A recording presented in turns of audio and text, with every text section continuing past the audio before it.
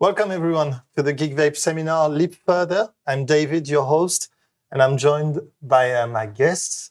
Welcome to the show. Thank you. How are you guys? Doing very well, thanks. You're very well. So John, can you introduce yourself to our public? Absolutely. My name is John Dunn. I'm the Director General of the UK Vaping Industry Association. It's great to be here today. Thank you, John. Thomas? So I'm Thomas from Germany. I'm a content creator on YouTube. Yeah. And I'm doing content for years, I think since 2015 now on YouTube. Yeah. Thank you, Thomas. Poti, welcome to the show. Hi, David. So, Poti, can you introduce yourself real quick? Hi, guys. I'm Poti, Marketing Director from Geekvape. I'm so excited to be here with One Shoot Media and you guys. Thank you. We're excited to have you on. And we're going to go straight to the first topic then. No, vaping is not a simple thing. We experience some problems from time to time, leaks, dry hits, whatever, speedbacks. And we went in the streets of Paris to ask vapers some questions about the problems they may encounter in vaping. And that's right now.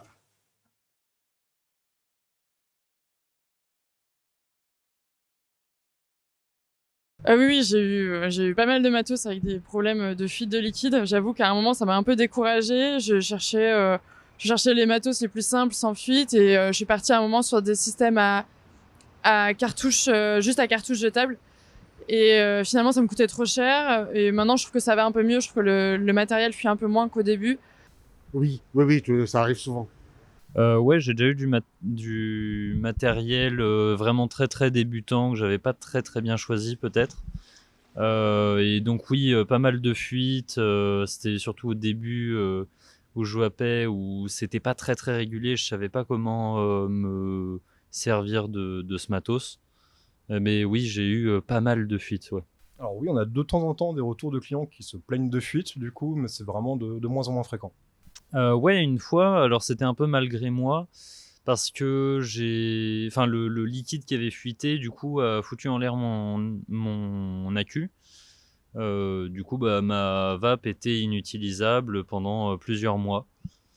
Mais oui, ça aurait pu être un argument pour que je pense j'arrête la vape. Heureusement, j'ai tenu bon. Alors, si vraiment il y a le fabricant qui garantit un système sans fuite, oui, ça peut être un argument de vente. Oui, tout à fait. Donc pour moi, la qualité, c'est sujet premier, quoi, en fait. Ouais, pour moi, c'est un super argument de vente. Carrément, je veux dire, je pense que c'est le truc qui énerve un peu tout le monde quand on a un setup, surtout. Enfin, moi, il traîne toujours dans mon sac à main. J'avoue que ça m'énerve toujours un peu d'avoir des fuites. Donc, si un matériel me promet de ne jamais fuir, j'avoue que ce serait un bon argument de vente. Je suis pilote d'avion et donc en altitude, ça avec moins de pression, et sur ça, j'ai choisi un autre matériel. Alors, oui, il est déjà arrivé que des clients justement plus arrêtent la cigarette électronique parce qu'ils ne rendent pas vraiment la machine ou rien, mais clairement, on les revoit cloper à la rue. Ouais.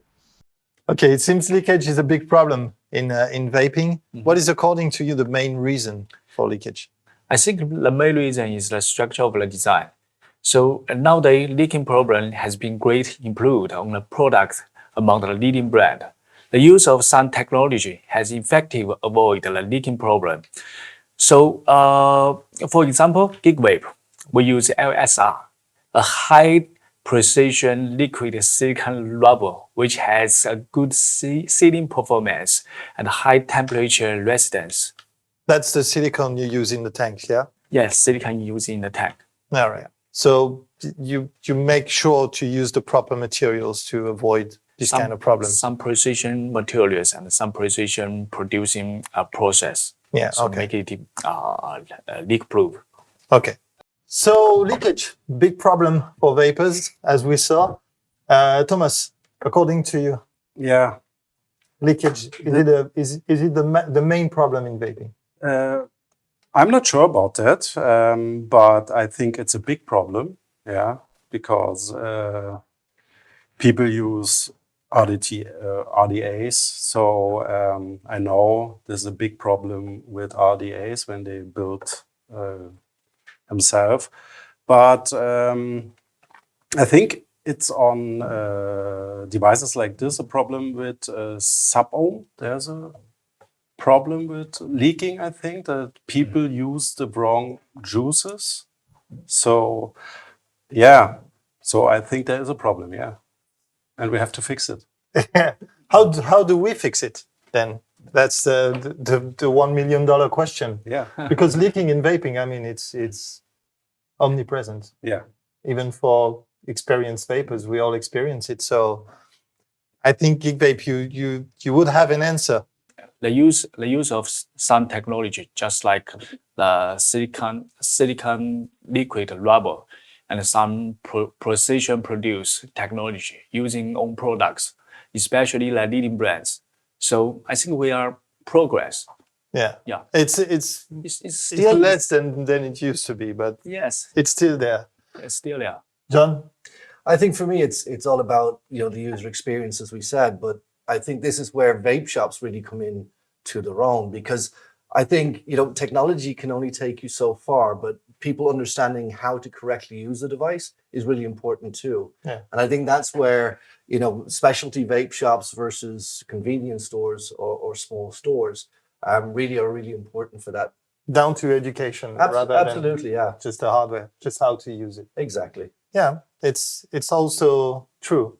Even though I know how to use my hardware, I like to think I know that, but I still experience leaks from time to time. Obviously, leaks are problematic in vaping, but it's mostly, to me, down to airflows anyway, because most of the time the airflow is at the bottom, and that's where the liquids come out. So it's an age-old debate, top airflow, bottom airflow. Well, amongst the geeks of vaping, it's a debate anyway. Thomas, according to you, what are the pros and cons of each system, the top airflow versus bottom airflow?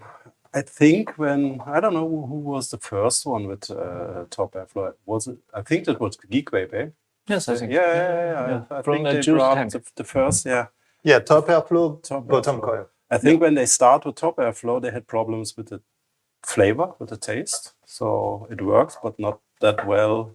The bottom airflow works, but today I think they did a perfect job on the top airflow. And when I have the choice, I would prefer the top airflow, because the biggest benefit of that is that it can't leak on the bottom side, and that's why I make the decision for me to use a device like this with a top airflow. So that's the criteria for you to choose I think an atomizer. Yeah. The airflow at the top is. When I have the choice choice. between two devices, I would take the device with top airflow. Okay, John. I'm in the same camp. Disposables. No, but I'm in the same camp. I've always had trouble with bottom flow, because obviously the liquid is sitting on top. Anything that can go wrong is going to go wrong. Yeah. So for me, having it at the top is just less likely for issues to develop. Especially when you take a plane. Absolutely. I mean, that's the main reason, huh? Yeah. So I think we used to think bottom airflow is better than top airflow, because from somebody's point of view, the airflow will through the bottom to the air, so it can cover all the heating part. So I think the airflow has a better performance and more even. But since a top airflow tank comes up in the market, so it gets a better performance in big proof, and also it has a good heating performance as well. So I think many brands join into airflow side. The top airflow side. The top airflow movement. Yes. Do you think everyone is going to join that? That you just said. I think it depends on users' hobbies. It depends, just like what Thomas said. I think when you have the choice, It's a choice. It does make the tanks a bit bigger. It's more complicated to This implement. is one part of the negative points, because you need the room for the airflow goes down, so it makes the tank a little bit smaller, or the tank bigger, the volume a little bit smaller. So, but I think people can live with that, and that device is a good example that it can work well. Yeah, I think we are on the good way to building The top perfect air flag. atomizer, Yeah. We'll talk about that later in the future of vaping for everything that should be perfect in vaping. Yeah. And I can't wait to hear your answers on that. We will now join the Geekvape lab for their experiment on airflow, and their results are very interesting. They compared the top airflow and the bottom airflow and did all kinds of physics simulation. I let the geeks talk for now. Over to you at Shenzhen Lab. Hi David, hello everyone, I'm Ivy and this is Dr. Zhang and engineer Bo Yang from Geekvape Research Institute. Hello everyone, I'm Dr. Zhang from Geekvape Research Institute and welcome to the Geekvape laboratory. Dr. Zhang, we really look forward to today's experiment. Could you please introduce this simulation test? Yes, so basically we are using CAE tools to simulate the vaping process. CAE stands for Computer-Aided Engineering. So that means we are reproducing the vaping process in the computer. And based on the information we obtained, we could compare the details of these two kinds of atomizers. Okay, so shall we get started? Yes. Okay, so let me introduce first what kind of atomizer we are using. So the first one is the Geekvape E100. That's the top airflow design. So we see the air inlet here on the top. And for comparison, we are using the bottom airflow structure. So basically, the air inlet is located on the bottom. Okay. So, I think it's very important to mention that for the simulation, we are using real life parameters. For example, the airflow volume, we set it as 18 milliliter per second. That's basically the volume we inhale by the lungs. So that's just one example. So we are simulating it with real life parameters. So I just want to emphasize that. Okay, so the calculation consists of 3 steps. So the first one is to generate 3D models in the computer. So Bo Yang is going to show us how these models look like. So, okay, we see here 2 3D models. On the left-hand side, that's the top airflow structure, which is this one, E100. And on the right-hand side, that's the bottom airflow structure, basically this one. Okay, so now we have the 3D models. The next step is to set up the parameters. For this, we have some file. So basically, all the important parameters are listed here. And we have preset them already. So now we just show it, but it's done already, the setup. Okay. So the next step is to run the calculation. So for that, we would open a calculation environment. So now Bo Yang is going to input the code and the calculation will start. So let's see how it works. Okay, now it's initiated and it will start very soon. Let's see. Okay, now the calculation is running. What's this calculation for? I mean, what result will we see? Yes. So for this calculation, we are going to compare the air pressure of these 2 atomizers. So the distribution of air pressure. Okay. We will see the results now. Okay. So Bo Yang, could you open the files for the results? Yes. So it takes some time. So the first calculation, is it for the top airflow or for the bottom airflow? The calculation that Bo Yang just That's for the top airflow. Okay. So okay, it takes some time because the result is located somewhere in the computer. Okay, so this is the top airflow. So we see the distribution of air pressure, and the different colors represent different value of the air pressure. Okay, so now the first calculation is done, and we will run the calculation for the bottom airflow. Okay. So Boyan, please go back to the parameter settings. So again, these are the parameters for calculating the bottom airflow structure. So now we will go to the Calculation environment. yes, yeah, we call. You are very smart. Thanks. And now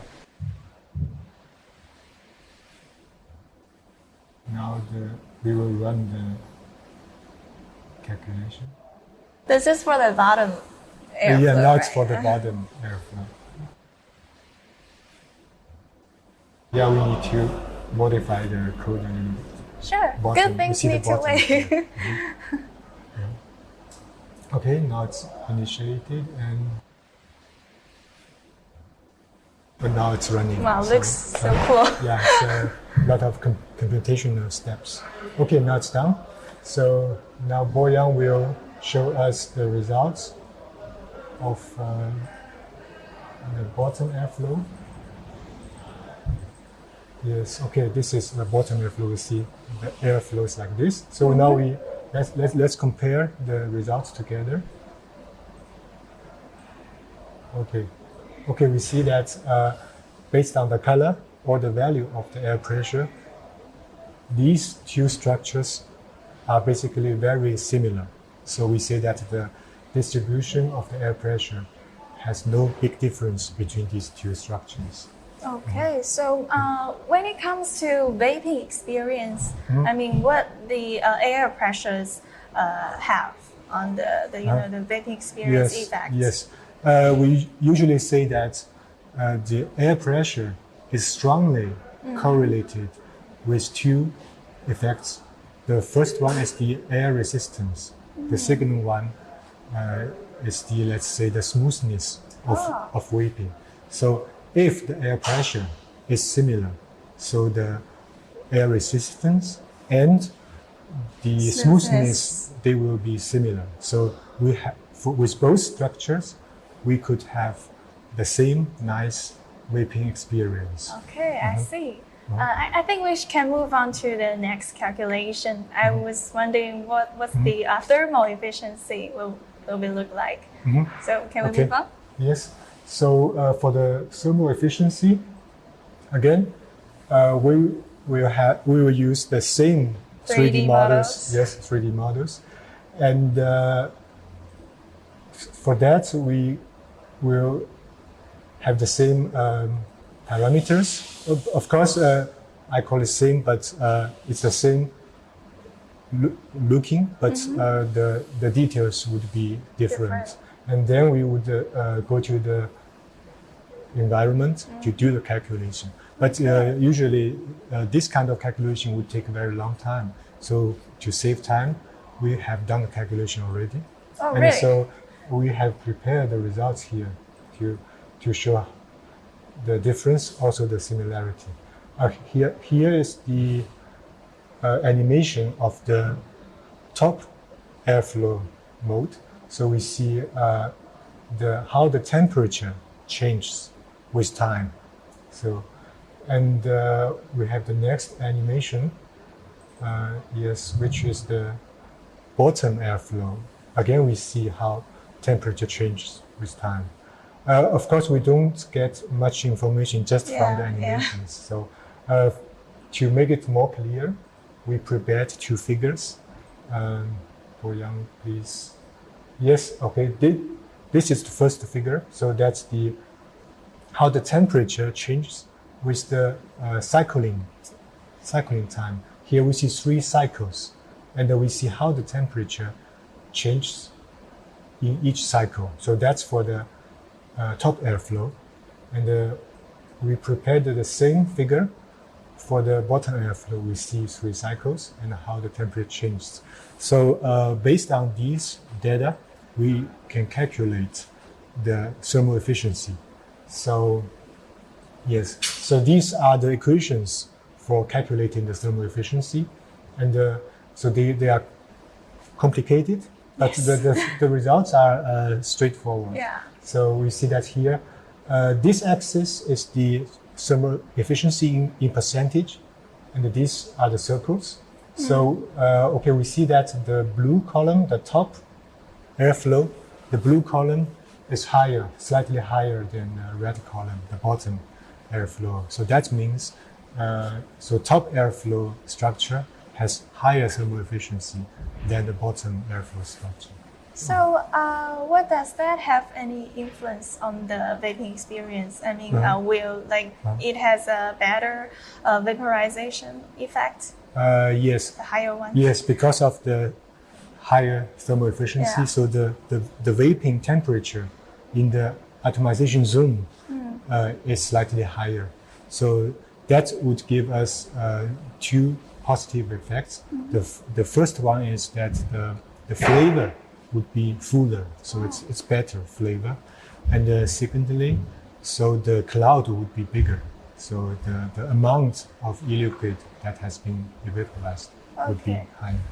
Okay, I see. But I'm also curious that will the vaping experience be better if the the temperature is higher? Because I'm a bit worried if the temperature is too high, it might hurt our lips, right? Yeah.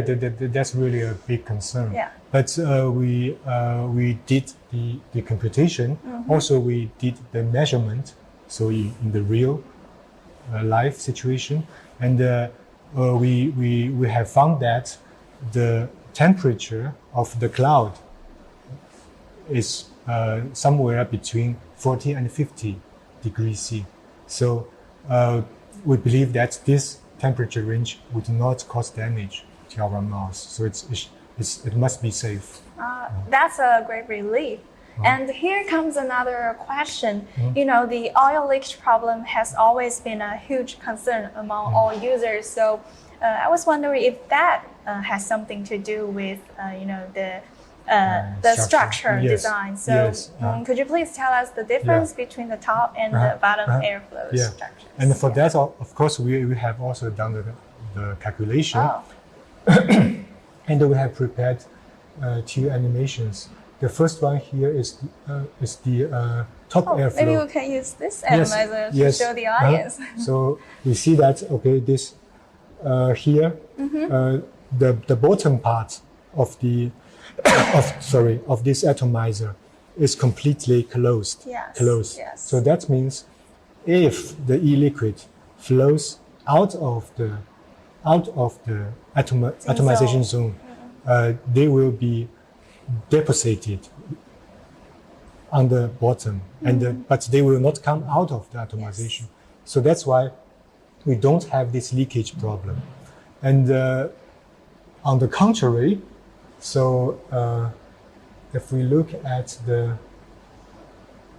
bottom airflow structure, so if the e-liquid comes out of the atomization zone, it will flow directly out of the atomizer because of the air inlet on the bottom. So that's a big difference, and that's why the top airflow should prevent the leakage problem. Okay, thank you. I think the audience understand now. So thank you, Dr. Zhang, for your explanation, and also Boyan for your detailed operations. And I think we're done here. So thank you guys for watching this, and thanks, David. And I think we're all good here. So maybe you should say goodbye. Bye. Bye, everyone.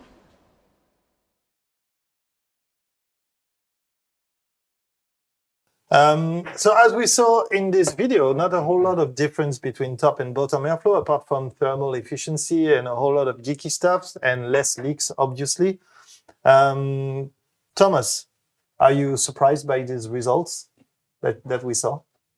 It's good that they have the same results, because that means that you can choose the top airflow and you have the result people like with the bottom airflow.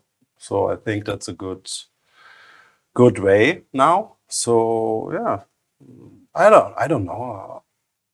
I'm not surprised, but it's great. So I was kind of surprised by this, especially with the airflow dynamics.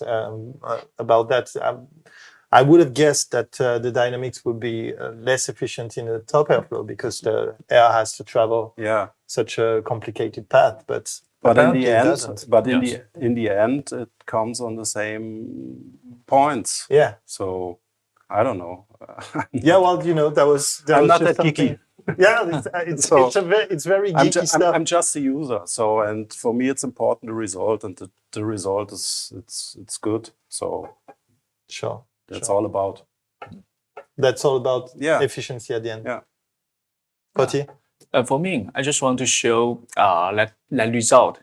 Let people know what happened in a tank, what airflow goes out in a tank, and what tanks work.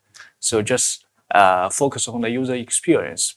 I do not want to say which one is better, but I think the user experience is the most important.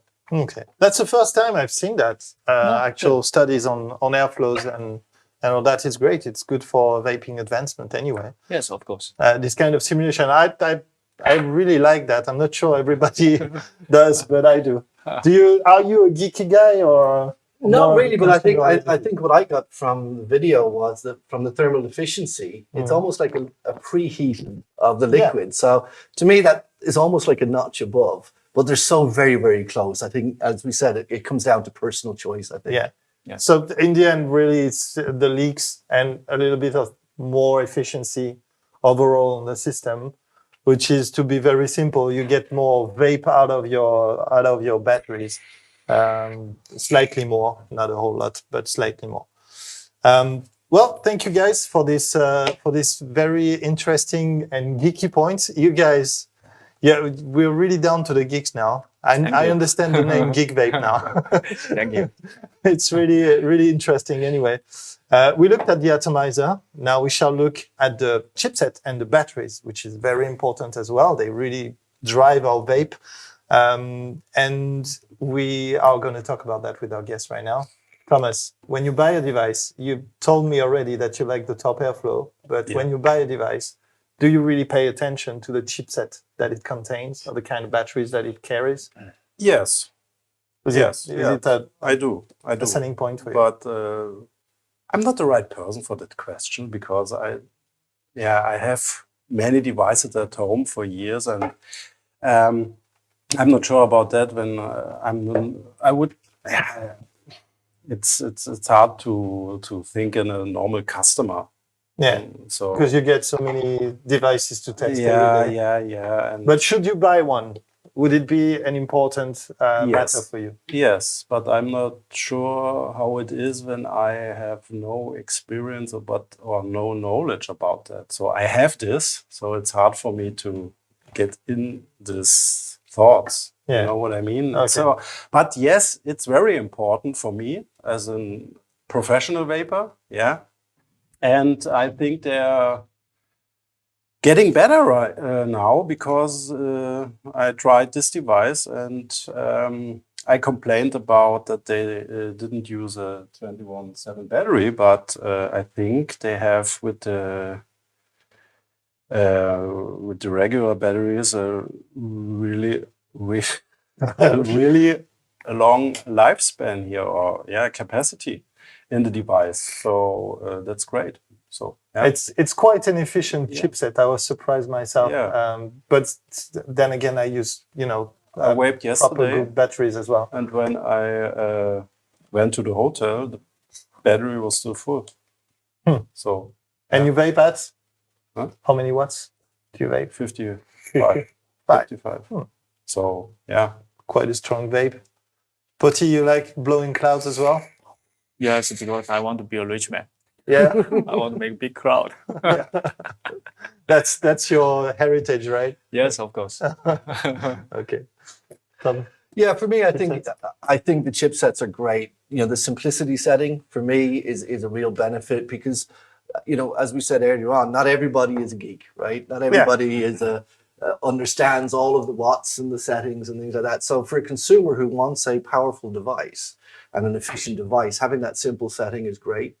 And I think also with the battery, the more efficient we can make these batteries, the better. They're smaller, they're more efficient, they last longer. Because let's face it, we have a planet that we need to take care of. Lithium-ion batteries are extremely expensive now. Yeah. So the more performance we can get out of less materials, the better it is. Yeah, and especially in vaping, you don't want your device dying on you when you just quit smoking. Exactly. Well, it's like an iPhone or Yeah. a cell phone. You get halfway through the day and it dies. You don't want to have to go plug it in. You know? Sure. Yeah, many points on a device that's important for the people out there because, the battery has to last long. So you need pass-through so that you don't buy a second device to carry with you. And that's it. And another good point is here what I said before, the smart mode. Yeah, I think that's a good function in a device. People don't care about the resistance on the coil. They just stick it on or screw it on and they can start vape and don't have to think about what wattage I have to use now. So you don't even have to look on the Yeah. resistance. What is the more efficient wattage you already have?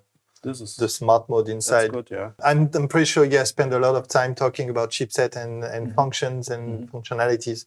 How is it? How do you choose whether to add or take off a function inside the chipset? Is it from customer feedback? Is it from your clients?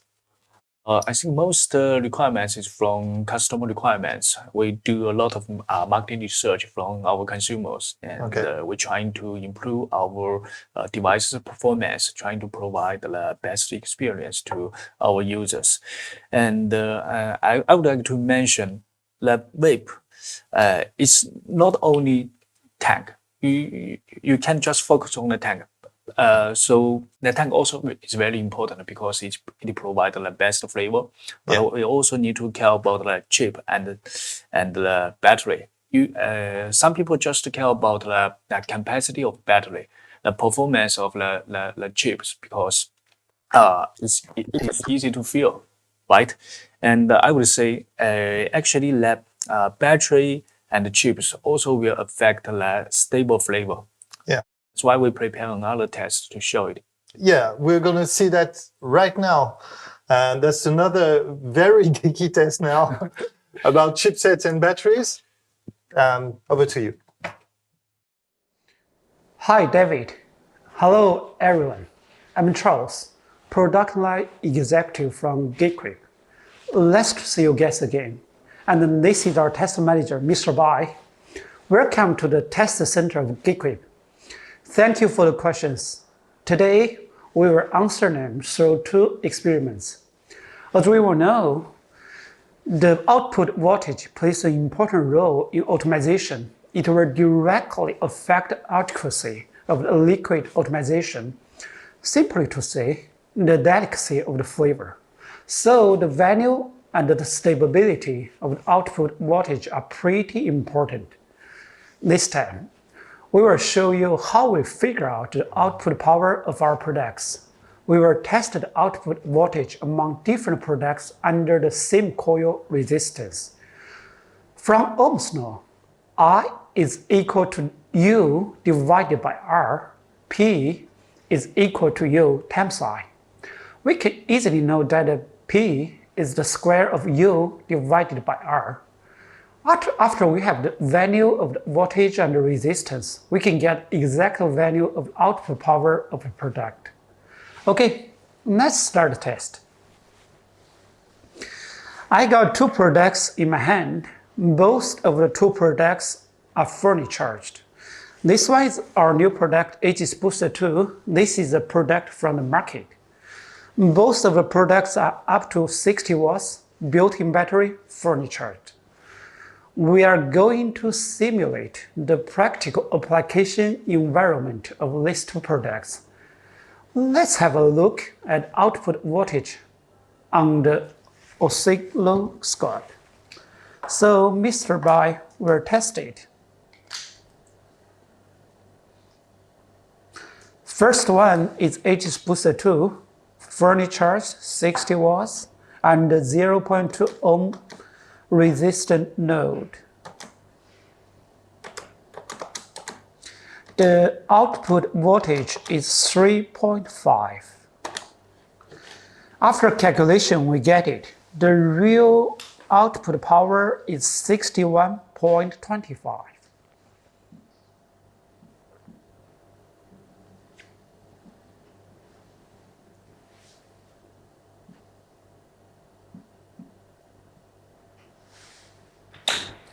Let's come to the second one. This product is from the market.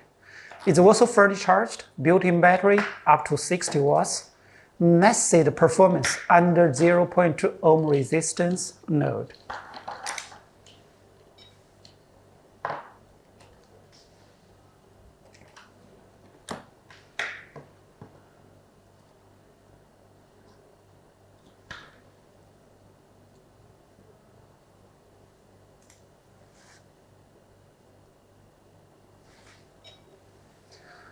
We could see from the screen the output voltage is 3.39. So we are calculating the real output power. The real power is 57.80.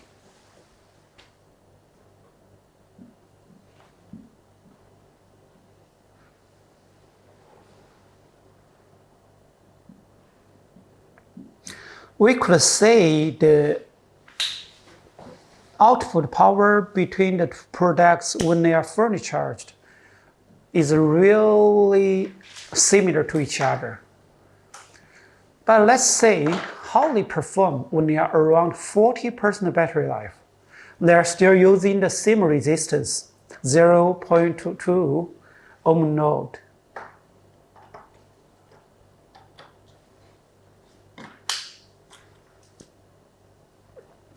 This bar is working hard, guys.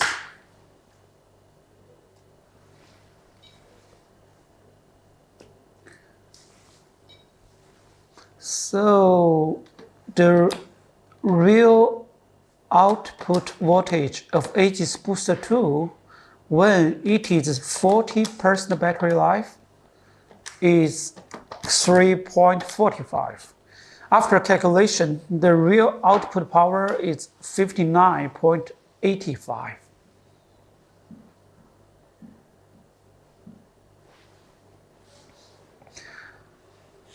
After this, let's come to the other product from the market. So this product is also 40% battery life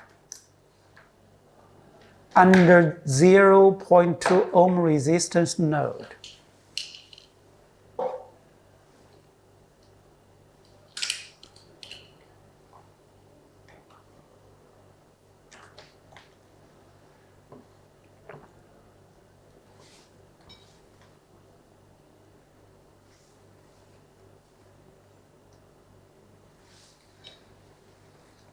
Right now, we could see from the screen the real output voltage is 2.98. After calculation, the real output power is 44.40.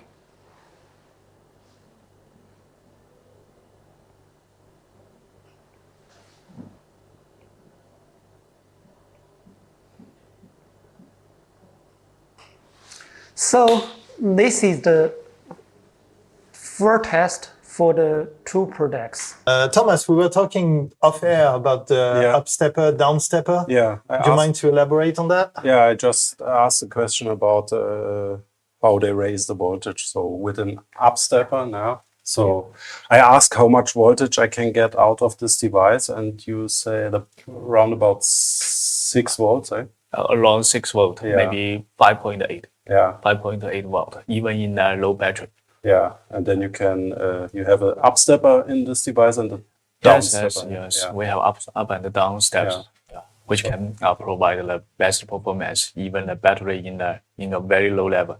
Yeah, because that's important when we talk about the efficiency of a chipset. Sorry, is that it could be efficient when the battery is fully charged, but as soon as the battery goes down, and it's the way with the batteries, they discharge over the day, then the chipset doesn't perform as well, which is what we saw in this test.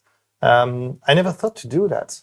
in all my review time. I never thought to actually measure the performance of the chipset with the battery sag.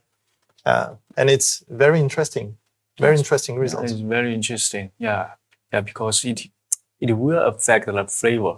It will provide a stable flavor. So, and I mean, I want to say it's very important, but people doesn't know that before. Yeah, you can, so on some chipsets, you can actually feel the battery going down and the power going down. With this, it's rather constant. Yes. That's quite a lot to ask for a single 18650, 100 watts. It's quite a lot. I remember back in the days, it was 20, 30 watts maximum, and now it's 100. Is it down to the quality of the batteries, or is it down to the R&D that went into creating the chipsets? Well, both of them. It's down to the battery capacity and also the chips as well. Okay. Yeah, because I think VAPE is kind of like a system, not simple technology, not simple function. Yeah. Okay, so it's two evolution combined into one to make it happen, to make it possible. Yes. Yeah. All right. Thank you. I have one for you, John. Go for it. Do you take care of your batteries? You should always take care of your batteries. I don't know how many interviews I've done. But do you? Of course, they need to be inspected regularly. They need to be changed regularly. Yeah. And when you're out with them, put them in a bloody case. Yeah, that's important. Very, very much so. Because most of the time, the accidents that are reported about vaping, it's just down to the battery. Absolutely, and people don't understand that, and I deal with the press quite a lot. So, you know, over a number of years, I've had many interviews on exploding batteries. But the nice thing is they're getting less and less now. So I think people are starting to get smart. Yeah, they're starting to carry batteries around more often. I'm seeing on the news that batteries are something to be, you know, a force to be reckoned with. Absolutely, don't throw them in your pocket with your keys. Yeah, that's a bad idea. Don't do that, please. We have a second video, I think, from the Geekvape lab about another experiment again. So we're going to see that right now, and then we're going to talk about that. Now, let's start our second test. I got two products in my hand. On my left hand is the new product HC Eternal. On my right hand is the product from the market. Both of these two products are external battery, up to 100 watts. This time, we will use a top-tier 18650 battery, same as the one used on our new energy vehicles to do an extreme test. Here is a preview. The built-in version of Eternal adopts the same battery, and it will be released soon. Let's have a brief view of these two products. Both of them are up to 100 watt and are fully charged, and now we will connect them to a 0.2 ohm node to simulate the practical application environment when they output at the max level. Let's have a look at the value on the oscilloscope. Mr. Bai, please. So first, it comes to the HC Eternal. It is using the fully charged high-quality 18650 battery. Under the 0.2 ohm resistance node.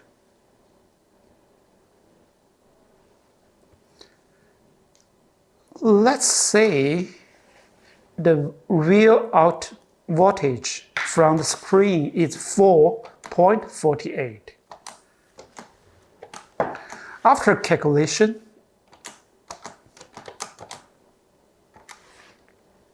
we got the real output power is 100 watt.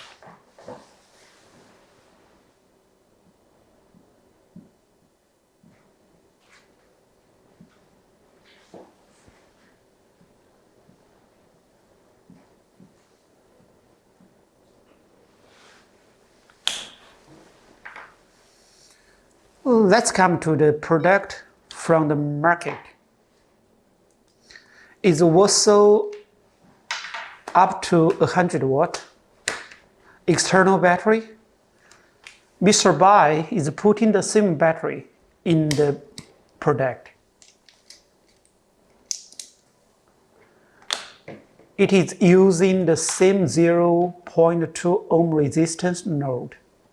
Let's see how is the performance.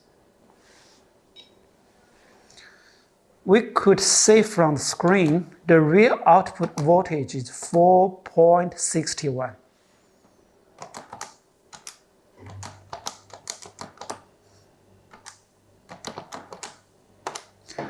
After the little mass, we get the real output power is 106 watts.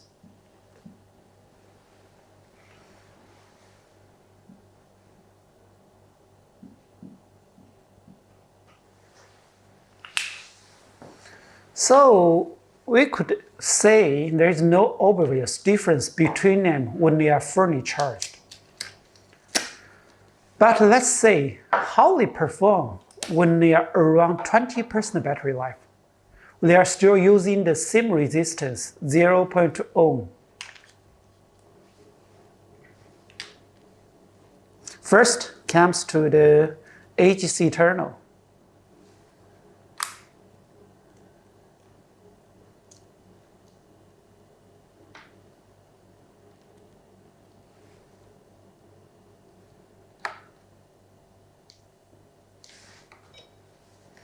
So we could get it. The real output voltage for AC terminal when it is 20% battery life is 3.44. After the calculation, we got it. The real output power 59.16.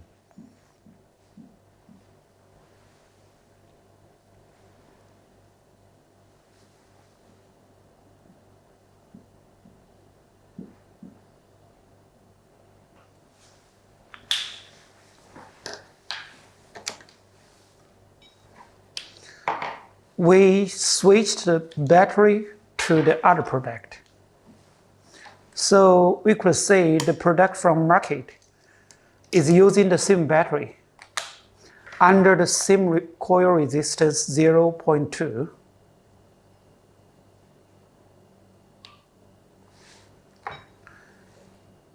We got the real output voltage is 2.67. The real output power is 35.72.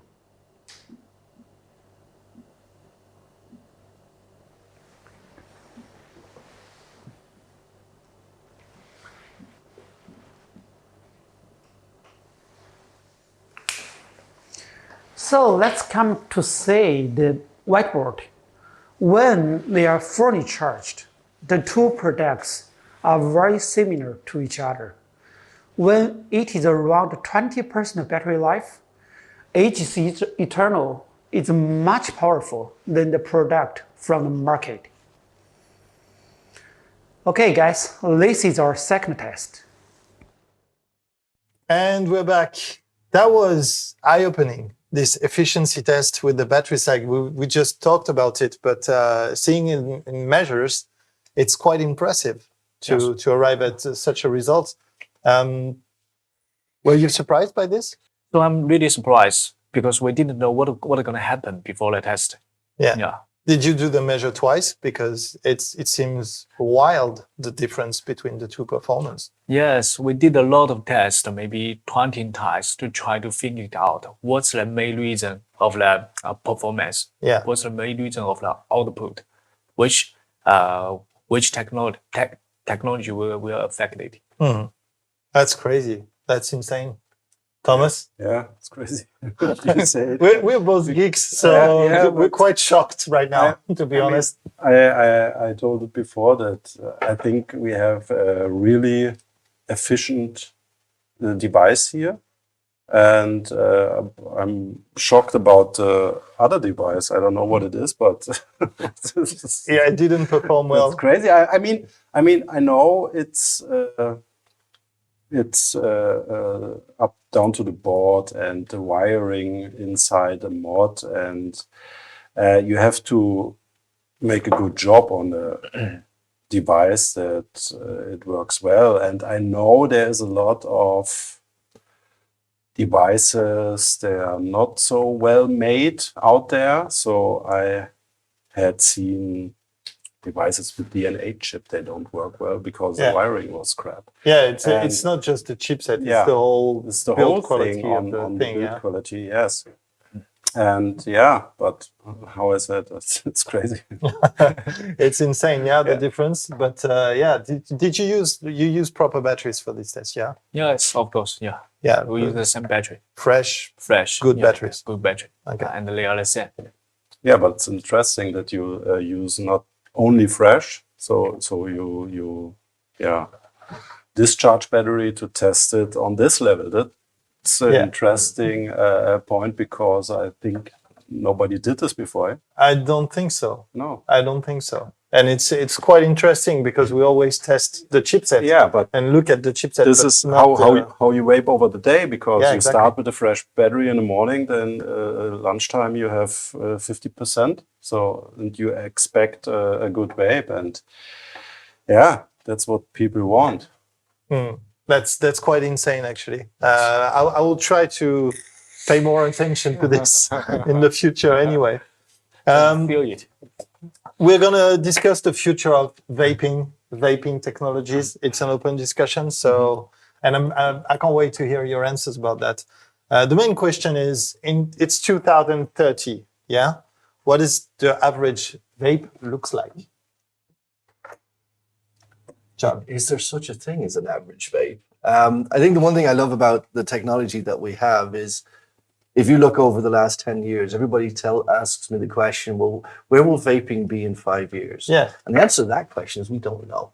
Technology is advancing so fast and efficient. We've seen today that the build of these products, the efficiency of these products is just getting better and better each time. But I think where we need to look at now is, from an environmental standpoint, is the materials that we're making these devices out of, so that they last longer, that they're easily recyclable. Battery efficiency, like we just talked about, is really important, because these resources are getting more and more expensive. They're getting more and more scarce as we use them for electric cars, for instance, and other things, electric bikes. So we have to become more efficient. And I think our consumers are also demanding this as well. So this is very important for manufacturers to think about. Poti? No, well, the average Geekvape vape in 10 years from now. What does it look like? Looks like a pod, looks like a massive box. What do you think? Yeah, I would say nowadays I saw a lot of new things, a lot of new stuffs coming out every day, right? Such like low temperature heating, chemical coil, and many others.